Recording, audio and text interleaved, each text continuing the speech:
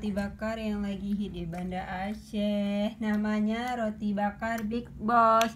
Ini rasa keju coklat. Nih kejunya melimpah ya guys ya. Sampai di sini lengketnya. Terus dia dikemasnya beda dari yang kayak roti bakar biasa ya. Ini pakai cup kayak gini. Terus anak saya lagi colek-colek guys. Kawan-kawan. Yes, enak nak. Masya Allah. Terus ini coklatnya sampai blueberry gitu guys ya. Masya Allah. Blueberry kayak gini ya. Masya Allah. Ini satu porsinya 20.000. Jadi saya udah belepotan karena anak saya ini banyak kali.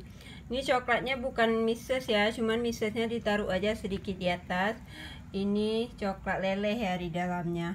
Ini satu porsinya 20.000. Jadi harganya ekonomis ya, dengan kejunya yang melimpah, coklatnya juga melimpah. Oke, buat kalian wajib banget kalian cobain ya. Enak nak? Dia pakai coklat leleh. Enak banget guys. Kalian wajib cobain ya. Di mana nih ceritanya kita makan? Enak sayang. Enak nak? Oke guys, sekian dulu. Bye bye. Assalamualaikum warahmatullahi wabarakatuh. Kita makannya dulu ya.